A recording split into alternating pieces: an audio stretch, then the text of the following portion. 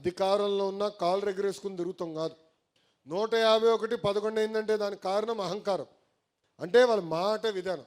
ఇప్పుడు కూడా అధికారంలో ఉన్నట్టు కాలు రెగరేసుకుంటున్నారు. చేయనండి. కానీ ఎర్ర బుక్ అని వాళ్ళు ఇప్పుడు ఎర్ర బుక్ రాజ్యాంగం అని భయపడిపోతున్నారు రా స్వామి.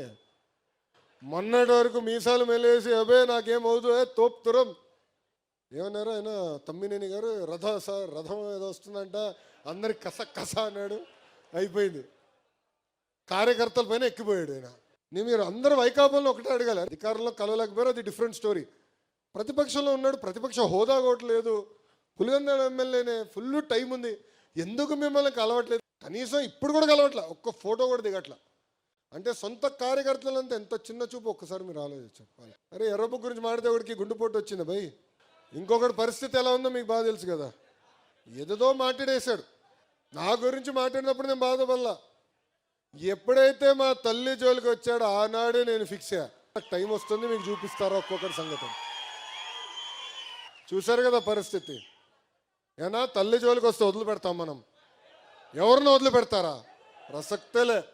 ఇంకొకడు ఉన్నాడు, ఎర్ర బుక్ చెప్తే బాత్రూంలో కాలు జారిపడి చీర కొట్టుకున్నాడు.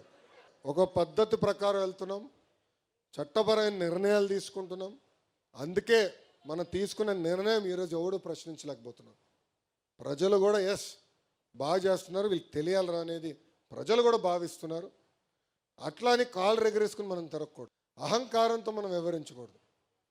ప్రజల దగ్గరికి వెళ్ళాలి సౌమ్యులుగా, వేదిక ఉన్న పెద్దల దగ్గర నుంచి కుటుంబ సాధికార సారథి వరకు కూడా సౌమ్యులుగా వ్యవహరించాలి, అందుబాటులో ఉండాలి, తెలుసుకోవాలి. దేవుడు కూడా అందరి కోరికలు తీర్చలేడు, కానీ మనవంతు మనం ప్రయత్నించాలి. ఇప్పుడు రవణ అనేక అద్భుతమైన కార్యక్రమాలు చేస్తున్నారు, నియోజకవర్గంలో కూడా బాగా జరుగుతున్నాయి. కానీ నేను కోరేది కూడా ఏంటంటే, మన వార్డు అధ్యక్షులు ఉంటారు, మండల అధ్యక్షులు ఉంటారు, అధికారులు వాళ్ళు గుర్తించాలా, వాళ్ళు అడిగింది కోరిన పనులు చేయాల్సిన బాధ్యత కూడా వాళ్ళ పైన ఉంది. అలాంటి డైరెక్షన్ ఇవ్వాల్సిన అవసరం కూడా రవాణా పైన ఉంది. అలానే మీరు చట్టాలను ఉల్లంఘించి చెడ్డ పేరు పట్టుకు తీసుకొస్తే వదిలిపెట్టాను, నేను వస్తా కర్ర పట్టుకొని. ఎందుకంటే ప్రజలు ఒక బాధ్యతతో మనం గెలిపించారు. 94% అండి, ఎప్పుడు రాని విధంగా మనకు వచ్చింది. నేను ఎప్పుడు నా కళ్ళ కూడా ఉంచలే ఇన్ని సీట్లు మనకు వస్తాయి. కానీ ప్రజలు గెలిపించారంటే ఒక బాధ్యత ఇచ్చారు. సో ఒళ్ళదేరు పెట్టుకుని అందరం పనిచేయాలా, కష్టపడాలా, వాళ్ళ సమస్యలు మనం పరిష్కరించాలా, ఆ దిశగా మనందరం పనిచేయాలని ఈ సభాముఖంగా నేను కార్యకర్తలందరినీ నేను కోరుకుంటూ 2 విషయాలు ప్రధానంగా నియోజకవర్గానికి వచ్చగల 2-3 విషయాలు చెప్పదలుచుకున్నా. అభివృద్ధి కార్యక్రమాలు అన్నీ జరుగుతారా స్వామి, డ్రైన్లు, ఈ రోడ్డు, అది నిరంతర ప్రక్రియ మన పార్టీలో, అది ఎట్టుకో చూసుకుంటాం. కానీ ఈ మీటింగ్ కార్యకర్తల గురించే కనుక మాకున్న సమాచారం మేరకు సుమారుగా 29 కార్యకర్తల పైన, పార్టీకి ఇచ్చిన సమాచారం మేరకు 29 మంది కార్యకర్తల పైన దొంగ కేసులు పెడతాం జరిగింది. ఇప్పటికీ 20 కేసులు తీయేస్తాం జరిగింది. ఆ 9 కేసులు ఏదైతే ఉందో అది ఎందుకంటే ఛార్జ్ షీట్ వేసినవి కొన్ని ఉంటాయి, ఆల్రెడీ ట్రయల్కి వెళ్ళినవి కొన్ని ఉంటాయి. అవన్నీ కూడా ఒక పద్ధతి ప్రకారం మేము ఫాలోఅప్ చేసుకుని డిసెంబర్ నాటికి అన్ని కేసులు కూడా తీపిచ్చే బాధ్యత తెలుగుదేశం పార్టీ తీసుకుంటుంది. గతంలో పనిచేసినప్పుడు ఉపాధి హామీ కానీ అన్ని బిల్స్ పెండింగ్ ఉన్నాయి. దాదాపు 90% మనం క్లియర్ అయింది, ఇంక 10% పెండింగ్ ఉంది. పెండింగ్ కూడా ఎందుకుందో 2 విషయాలు ప్రధానంగా. దాంట్లో కొన్ని వర్కులు చేసిన వర్కులు ప్రీ క్లోజ్ అయిపోయినాయి, ఈ పనులు అవసరం లేదని కేంద్ర ప్రభుత్వానికి వాళ్ళు లేఖ రాసిగల అది లాక్ చేస్తారు. సో పేమెంట్ చేయలేకపోతున్నాం. కేంద్ర మంత్రి గారితో స్వయంగా బాబు గారు మాట్లాడారు, దానికి ఒక విధానం ఎతికి దాన్ని ఎట్లా చేయాలని దానిపైన కొంత వర్కౌట్ చేస్తున్నాం. రెండోది విజిలెన్స్ పెట్టి చేసిన మంచి పనులు కూడా 10%, 15%, 20% హోల్డ్ చేశారు. ఆ విజిలెన్స్ ఎంక్వైరీ పూర్తి చేసి ఆ డబ్బులు తిరిగి ఇప్పించే బాధ్యత కూడా మేము తీసుకుంటామని ఈ సభాముఖంగా కార్యకర్తలందరికీ నేను హామీ ఇస్తూ, ఈరోజు మనం గెలిచాం, 3 పార్టీలు కలిసికట్టుగా గెలిచాం. Telugu Desam party, Janasena party, Bharatiya Janata party కలిసికట్టుగా పనిచేశాం. సిద్ధాంతాలు వేరైన ఆలోచన ఒకటే, అది ఆంధ్ర రాష్ట్రం అన్ని రంగాల్లో నంబర్ 1 ఉండాలని. వేరే పార్టీలు వేరే సిద్ధాంతాలు ఉండొచ్చు, కానీ మన పార్టీ ఆలోచన ఒకటి ఉంటుంది. ఆ దిశగా మనం కలిసికట్టుగా ముందరికి వెళ్తున్నాం. ఈరోజు ఆంధ్ర రాష్ట్రంలో డబుల్ ఇంజిన్ సర్కార్ ఉంది. కేంద్రంలో నరేంద్ర మోడీ గారు, ఆంధ్ర రాష్ట్రంలో బాబు గారు, ఇద్దరు కలిసికట్టుగా పనిచేస్తున్నారు కనుకనే మనం ఈరోజు ముందరికి వెళ్ళగలుగుతున్నాం. ఈరోజు ఎంత ఆర్థిక ఇబ్బందులు ఉన్న సంక్షేమ కార్యక్రమాలు మనం చేయగలుగుతున్నాం అంటే వాళ్ళ సహకారం ఉంది. విశాఖ స్టీల్ ప్లాంట్ మనం కాపాడుకున్నామంటే వాళ్ళ సహకారం ఉంది. రైల్వే జోన్ వచ్చిందంటే వాళ్ళ సహకారం ఉంది. రేపు కర్నూలులో ఏకంగా మనకి హైకోర్టు బెంచ్ వస్తుంది, దాని కూడా కేంద్ర ప్రభుత్వ సహకారం ఉంది. అంటే ఆంధ్రులు కోరిన అన్ని కోరికలు ఈరోజు పద్ధతి ప్రకారం నరేంద్ర మోడీ గారు తీర్చుకుంటూ వస్తున్నారు. అందుకే మన యోగా డేకి నేను వస్తానంటే ఒక పట్టుదలతో, ఒక కమిట్మెంట్తో, వాళ్ళు అడగపోయినా ఒక రికార్డ్ సాధించాలని 3 లక్షల మందితో ఒక రికార్డ్ సాధించి గౌరవ ప్రధానమంత్రి గారికి ఒక కానుకగా మనందరం అందజేశాం. ఎందుకంటే కేంద్ర ప్రభుత్వం మనకు అంత సహకరిస్తుంటే మనం కూడా పనిచేయాలి.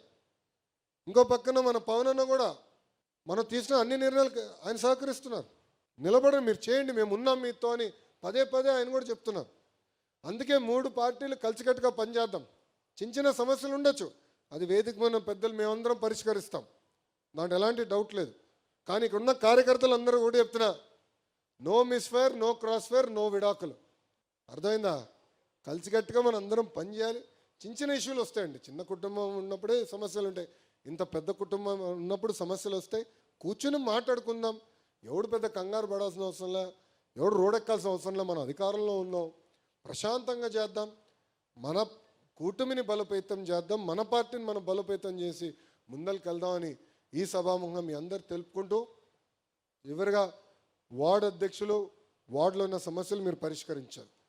ఒకవేళ మీ వల్ల అవ్వకపోతే కంపల్సరీగా మన పట్టణ పార్టీ అధ్యక్షుడు తీసుకురాలి. ఆయన కూడా చేయలేకపోతే కంపల్సరీగా కొల్లు రవి అన్న మీరు పట్టుకోవాలి, కూర్చోబెట్టి పరిష్కరించుకోవాలి. రవి అన్న కూడా చేయలేకపోతుంటే కంపల్సరీగా పార్లమెంట్ పార్టీ అధ్యక్షుడికి బాధ్యత ఉంది, ఆయన చేయాలి. ఆయన వల్ల కూడా అవ్వకపోతే జోనల్ కోఆర్డినేటర్ రంగంలోకి దిగుతాడు, ఎందుకు అవ్వలేదా అని అధికారులు వాయిస్తాడు. ఆయన వల్ల కూడా అవ్వకపోతే పల్లా గారికి చెప్తారు, దాని తర్వాత నేను దిగుతాను. ప్రాసెస్ ఫాలో అవుదాం. ఎందుకంటున్నానంటే అందరూ లోకేష్ గారికే చెప్పాలి, అన్ని సమస్యలు లోకేష్ గారే పరిష్కరించాలంటే. నేను మనిషినే స్వామి, బాగా కష్టపడుతున్నారు. రాష్ట్రాన్ని సెట్ చేయాలి, పార్టీని కూడా ముందరికి వెళ్ళాలి. గతంలాగా కాకుండా 2 జోడెద్దుల బండి, ప్రభుత్వం పార్టీ 2 జోడెద్దుల బండి సరిగా నడిపించాలని ఆర్ఎస్ఎల్ కష్టపడుతున్నాం. అందుకే ఇక్కడున్న కార్యకర్తలు కూడా కోరేది ప్రాసెస్ ఫాలో అవుదాం. ఇన్ఛార్జ్ మంత్రి గారు కూడా ఉన్నారు, సుభాష్ ఉన్నాడు, యువకుడు, ఉత్సాహవంతుడు, మొదటిసారి ఎమ్మెల్యే అయ్యాడు, మొదటిసారి మంత్రి అయ్యాడు, జూనియర్ మోస్ట్, చాలా నేర్చుకుంటున్నాడు. నేర్చుకోవాల్సింది చాలా అవసరం కూడా ఉంది ఇంకా, కానీ చేయాలని తప్పన ఉంది. తక్కువ మాడుతాడు, అదే ప్రాబ్లం, మాడుతా, కానీ చేయాలని తప్పనుంది, కష్టపడాలని తప్పనుంది. ఆయన కూడా బాధ్యత తీసుకుంటాడు. నేను ఇప్పుడే చెప్తున్నా, ఎప్పుడు జిల్లాకు వచ్చినా కూడా కంపల్సరీ మంత్రి గారు 2 రోజులు ఉండాలి, మీటింగ్లు పెట్టుకోవాలి. రొటేషన్లో ఒక్కొక్క నియోజకవర్గంలో మీటింగ్ పెట్టుకుని అక్కడున్న సమస్యలు ఉంటే డైరెక్ట్గా తెలుసుకుని పరిష్కరించాల్సిన బాధ్యత కూడా ఆయన తీసుకోవాలని ఈ సభాముఖంగా ఇన్ఛార్జ్ మంత్రి గారు కూడా నేను తెలియజేస్తూ, ఇది కార్యకర్తల సమావేశం. ఆ రూమ్లో అందరితో ఫోటో దిగిన తర్వాతనే నేను వెళ్తా. సో ఎవరు కంగారు పడాల్సిన అవసరంలా, ప్రశాంతంగా చేద్దాం, శాంతియుతంగా చేసుకుందాం, క్రమశిక్షణతో అందరితో, చివరి వ్యక్తితో ఫోటో దిగిన తర్వాత నేను వెళ్తా. అవసరంతో భోజనం ఇచ్చేదానికి ఇబ్బంది లేదు. పార్టీ ఆలోచన విధానం కార్యకర్తలను గౌరవించాలి, మాటల్లో కాదు చేతల్లో చేసి చూపించాల్సిన బాధ్యత మా పైన ఉంది. కనుక ఒక సిస్టమ్ పెట్టుకున్నాం, నీట్గా చేసుకుందాం అని ఈ సభాముఖం మీ అందరు తెలుపుకుంటూ, జై తెలుగుదేశం.